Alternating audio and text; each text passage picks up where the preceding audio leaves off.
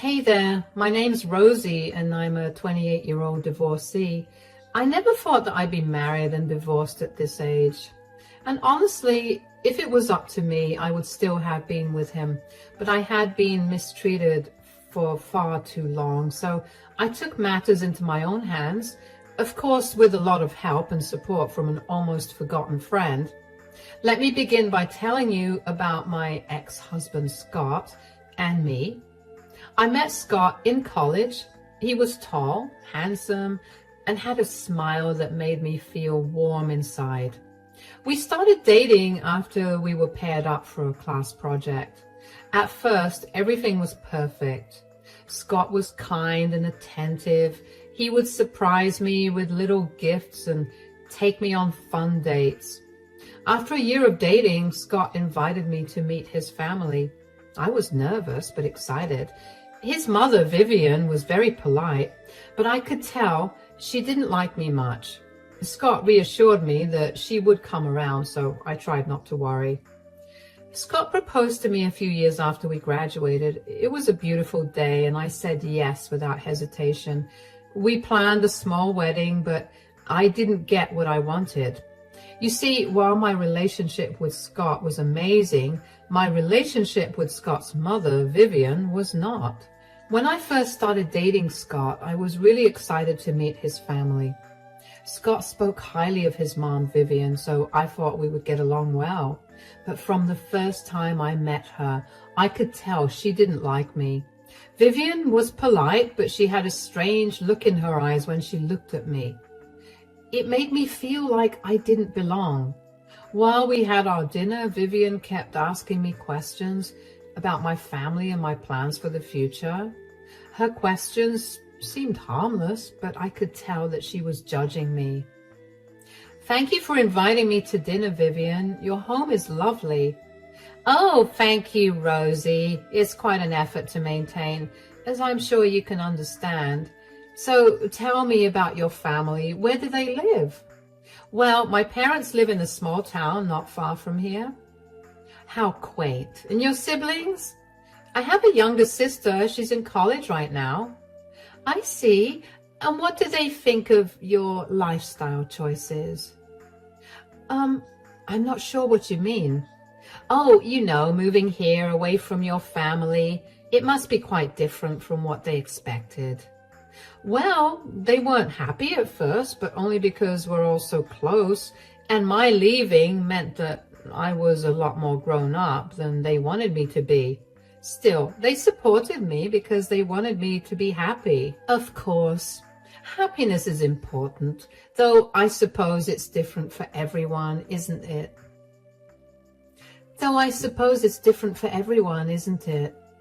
I guess so. What about you, Vivian? What did you do before you settled down?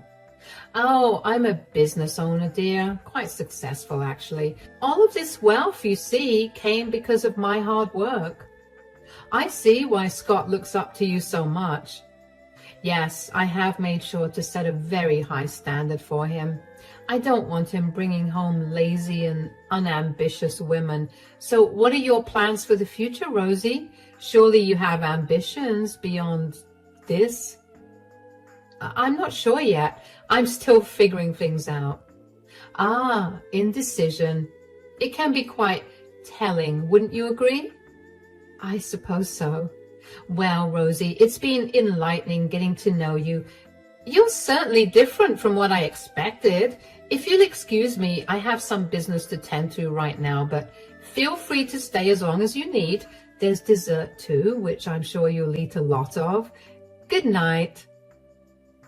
I was severely uncomfortable after that dinner, but Scott barely paid any mind to it. I asked Scott if he could tell me if his mother liked me, but he just told me that his mother was a little hard to please. He assured me that she liked me, and even though I didn't believe him, I let it go. As Scott and I got more serious, I tried hard to win Vivian's approval. I visited often, brought her small gifts, and helped out around her house, but no matter what I did, it was never enough. Vivian always found something to criticize. She would say things like, Rosie, you should really learn how to cook better. Or, are you sure you want to wear that dress? Scott would just shrug and tell me not to worry about it. Anyway, Vivian insisted on taking over Scott's and my wedding plans. She decided on the guest list, the venue, and even the menu. I wanted a small, intimate wedding, but Vivian turned it into a huge event. I felt like I had no say in my own wedding. Scott said it was easier to let her handle things, so I tried to go along with it. After we got married, things started to change. The first thing that changed was Scott's brother, Lucas, being cut off from the family. Lucas was Scott's older brother. Lucas had always been the black sheep of the family. Unlike Scott, he never let Vivian control him. He was independent and stood up for what he believed in, which often clashed with Vivian's manipulative ways. This caused a lot of tension between them. When Lucas decided to become a lawyer and fight for people's rights, Vivian disapproved. She wanted him to take over the family business, but Lucas refused. He wanted to help people, not just make money. But only a month after my marriage, Lucas was ousted from the family.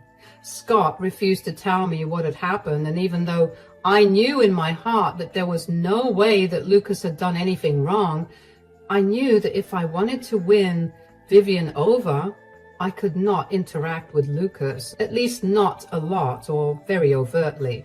Lucas would occasionally email me to check in on me because he hated how his mother treated me, but he respected it when I told him that I wanted him to not contact me because I wanted to get on Vivian's good side. The other change was that Scott spent a lot of time talking to his mom on the phone. She always had something to say about how we should live our lives. Scott would agree with her and then tell me what we should do. It was frustrating, but I loved Scott and wanted to make our marriage work. About 2 years into our marriage, Scott and I began looking into buying our own house. One day, Vivian suggested we buy a house near hers. Scott thought it was a great idea, but I wasn't so sure. Guess what? Mom called me during work today. Oh, did she have something important to say? She usually calls you only in the evening, right? Yeah, but Mom had an idea that she wanted to share with me. Mom suggested that we buy a house near hers. I think it's a great idea, don't you? I'm not so sure about that. I think we should decide where we want to live on our own. Come on. It would be so convenient to be close to Mom. She can help us with anything we need. I understand that, but I want us to make decisions that are best for us, not just because it's convenient. Why are you being so difficult about this? Mom knows what's best for us. She's willing to help with the down payment no matter how expensive the house is. How is that not enticing to you? It's not just about the money, Scott. I want us to have our own space and independence. Mom is just trying to help. Why can't you see that? I do see that, Scott, but I also want us to be able to make our own decisions without her influence all the time. She just always needs to get her way, and when she doesn't, she makes you do her dirty work. You're overreacting. I'm tired of you always questioning my mom. She knows what she's doing. I'm not questioning her intentions, Scott. I just want us to be a team, making decisions together. Fine, whatever. If you don't want to consider Mom's offer, then we'll just figure it out ourselves. Scott, please, can we talk about this later? I need some time. Fine, take all the time you need. I'll be in the other room if you want to talk. We ended up buying the house near Vivian's. She visited all the time, often without calling first. She would criticize how I decorated the house and how I cooked. She would come in and start rearranging my furniture or telling me how to clean it. Scott never defended me. He would just tell me to ignore her. Whenever I tried to talk to Scott about how I felt, he would get defensive and tell me I was overreacting. Despite all this, I tried to focus on the good times we had together. Scott could still be sweet and loving when Vivian wasn't around, but those moments became fewer and further between. I felt like I was losing myself trying to keep Scott and his mom happy. Take, for instance, the fact that I wanted to choose my own dress for my wedding, but Vivian insisted on picking it. She chose an old-fashioned, ugly gown, and when I told Scott I didn't like it, he just said, "It's Mom's choice. Let's keep her happy." I felt like my feelings didn't matter at all. I cried, but Scott didn't comfort me. He just said, "It will be okay, Rosie." Another time during Thanksgiving, Vivian burned the turkey but blamed it on me. She yelled, saying I ruined dinner. Scott laughed it off, saying, "Mom, Rosie's trying her best." He didn't defend me. I felt so alone and humiliated. After that particular incident, I had had enough. After we got back home, I confronted Scott about his lack of support. "Scott, we need to talk about what happened at dinner." "What about it?" "Your mom blamed me for burning the turkey. She yelled at me in front of everyone." "Hey, she was just stressed out. It happens." "But she blamed me. It wasn't fair, and you just laughed it off." "I didn't mean anything by it, Rosie. I was just trying to lighten the mood." "It wasn't funny to me. It was humiliating." "Mom didn't mean to embarrass you. She was upset about the turkey." "It's not just about the turkey, Scott. It's about how she treats me and how you always take her side." "I told her you were trying your best. What more do you want me to do?" "I want you to stand up for me. I want you to tell her that it wasn't fair to blame me." "Look, Mom can be tough sometimes. That's just who she is." "But shouldn't you stand up for me? Shouldn't you defend me when she treats me unfairly?" "I do defend you, Rosie, but I also have to consider Mom's feelings." "What about my feelings, Scott? Don't they matter too?" "Of course they do. I just don't think this is worth fighting over." "It's not just this one time, Scott. It's every time. I feel like you never stand up for me when she does these things. It's like you always take her side." "I'm not taking sides, Rosie. I just think you're overreacting." "I'm not overreacting. I need you to support me, Scott. I need to know that you're on my side." "I am on your side, but you have to understand, Mom's always been like this. It's not going to change." "But shouldn't our marriage be about us, Scott? Shouldn't you defend me when someone treats me badly?" "Of course.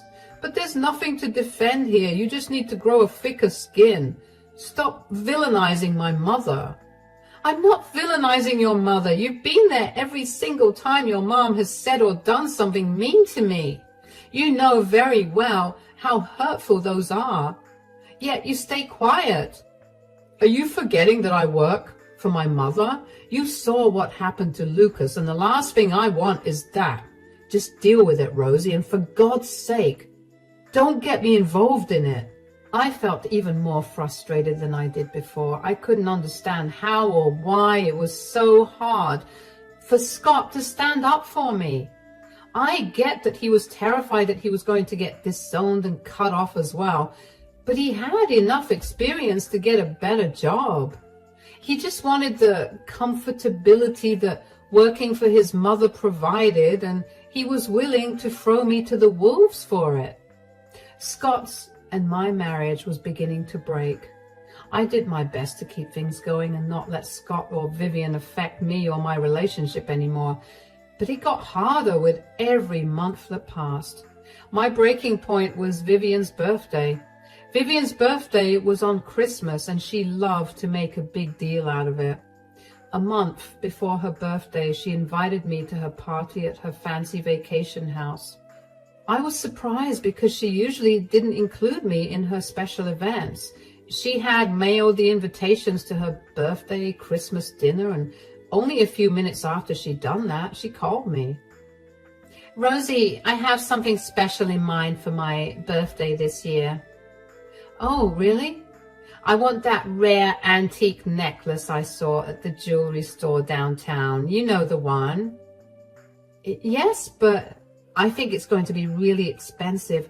I'm not sure if I can afford it on my own." I didn't ask if you could afford it. I'm telling you to get it for me. Sure, but I might need Scott's help. Absolutely not, Rosie. This is your test, not his. If you can't manage this on your own, then maybe you're not as committed to this family as I thought. So you're trying to prove my commitment to this family through me giving you an expensive necklace? Yes. And if you still don't satisfy me with the present, you're going to have to try harder to get my approval. I understand, Vivian. I'll figure it out. You better. This isn't just about a necklace, you know. It's about respect and proving yourself. Understood. I'll go to the jewelry store tomorrow and see what I can do. Good. Don't disappoint me. I expect the best. As soon as the conversation was over, a plan began to form in my mind. I knew I couldn't trust Vivian to appreciate any effort I made, but I also knew I needed leverage, so I had secretly recorded our conversation on my phone. I was sure that whatever Vivian had asked for came at a steep price, and I did not want to get robbed by her in case she decided to turn on me. I had caught her telling me that her demand for the necklace was truly a conditional one, and that's all that mattered to me. When I looked up the necklace that Vivian had wanted, I wasn't shocked because I had pretty much anticipated it. The necklace she wanted was worth a small fortune. I didn't have that kind of money. I decided to try and get the necklace because somewhere in me, I still had hope that getting it would finally make Vivian accept me. I wanted her so badly to see that I was good enough for Scott. So I started saving every penny I could. I worked extra hours at my job, even though it made me tired and stressed. I told myself that this was my chance to prove to Vivian that I was worthy of being part of the family. I imagined her smiling and finally saying something nice to me. I thought it might even make Scott proud of me for making his mother happy. Finally, after months of scrimping and saving, I had enough money to buy the necklace. It was beautiful, just like Vivian wanted. I felt a mix of relief and nervousness as I wrapped it up and got ready for the party. When Scott and I arrived at Vivian's vacation home for the Christmas party, I felt nervous but hopeful. The house was huge and beautifully decorated for Christmas, but I was sure the celebration inside was only focused on Vivian. I held the carefully wrapped antique necklace in my hands, hoping it would make Vivian finally see that I belonged in the family. I knocked on the door and Vivian opened it, looking surprised to see me. I smiled and handed her the gift. She took the gift and unwrapped it slowly, and when she saw the necklace, her eyes lit up with joy for a brief moment. Merry Christmas, Vivian. Happy birthday, too. This is exactly what I wanted. Thank you, Rosie. I'm so glad you like it, Vivian. I hope we're not too late for the party. I was really nervous to give you the present, so it took a while to work up the nerve to come here. Oh, that's cute. You're not late at all. Scott, maybe, but you? No, you're not late. What do you mean? Wow, you're stupid. You can't stay. This event is family only. But Vivian, I thought, you are not welcome here. Now leave. Scott, can't you say something? Mom, thanks for inviting us. Merry Christmas and happy birthday. Oh, thank you, darling. I made your favorite dessert, so make sure you leave space in your stomach to eat that. Scott! Rosie, what are you doing here? Mom told you to leave, didn't she? But it's snowing outside. Can't you at least give me a ride? Mom said you should leave. It's not far, Rosie. Just go. Vivian then slammed the door in my face. I tried ringing the doorbell over and over again, but no one opened the door. We had driven to Vivian's place in Scott's car, so I didn't have the keys. I only had two options: stay there and freeze, or walk and hope to find shelter and not freeze. I chose the second. My heart broke into a million pieces. How could he do this to me? I had tried so hard to please his mother, and once again he was taking her side. As I walked away in the snowstorm, tears streamed down my face. The cold wind bit at my skin and my feet felt heavy in the deep snow. I felt utterly alone and betrayed. The man I loved, the man I had married, had chosen his cruel mother over me again. My mind raced with thoughts. Why was I never good enough for Vivian? Why did Scott never stand up for me? Why did I keep trying so hard for people who didn't care about me? The snow kept falling and I kept walking, feeling more and more numb. I couldn't hold back my sobs. I felt like I had lost everything. My hope, my dignity, and my love. As I walked through the snowstorm, shivering and feeling completely alone, I heard a voice call my name. I turned around and saw Lucas, Scott's older brother, running towards me. I hadn't heard from Lucas in over a year, so to say that I was surprised was an understatement. He asked me why I was walking around in the snowstorm, and I told him what had happened with Vivian through tears. Lucas guided me to his cabin, which was only a 15-minute walk away from Vivian's vacation home. He handed me hot chocolate to warm up, and when I was feeling better, Lucas apologized to me for his mother's behavior. Rosie, I'm so sorry you had to go through that. Mom can be really harsh sometimes. I just don't understand why she treats me like this. I tried so hard to please her. Mom has always been controlling. She wants things her way, no matter what. Scott tries to go along with it, but I could never do that. Why did you and Mom stop talking? It started years ago. I couldn't stand by and watch Mom do things that weren't right. I found out about her shady business deals, Rosie. It wasn't easy to confront her, but I couldn't ignore it. What did you find out? Mom was involved in illegal stuff, embezzling money, tax evasion, mistreating her employees. It was all hidden under her reputation as a generous person. When I confronted her, she didn't want to hear it. She cut me off completely. That's awful, Lucas. I had no idea. It's why I've been distant from the family. But I've always kept an eye on you, Rosie. I knew Mom could be tough on you. Thank you for being there tonight. I don't know what I would have done without you. You're strong, Rosie, stronger than you know. We're going to figure this out together. What do we do now? First, we make sure you're okay. Then we'll plan our next step. Mom can't keep treating people like this. She needs to face the consequences. But Scott, he didn't say anything to defend me. Scott is caught up in Mom's world. He tries to keep her happy, even if it means hurting others, and that's why he's Mom's favorite. He's too stupid and spineless to see reality for what it is. I don't want to be around either of them anymore. Lucas, I really can't. I want my necklace back, and I want them to feel sorry for everything they've done to me. I have an idea. Lucas and I decided to hit back in a way that would really hurt her and Scott. Lucas, who's a lawyer, dug deep into Vivian's business dealings. He meticulously gathered evidence of the shady dealings that Vivian continued to partake in, including forged documents, secret bank accounts, and testimonies from former employees who had been mistreated.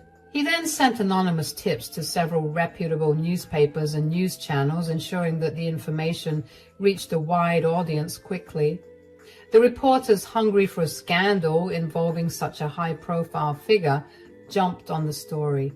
The media coverage was relentless. Headlines screamed about Vivian's fraudulent activities, and news segments detailed the extent of her corruption. Investigative journalists dug deeper, uncovering even more dirt on Vivian. Stories of her exploiting vulnerable people and manipulating business contracts spread like wildfire. Vivian's social circle, previously charmed by her perceived generosity and success, turned against her.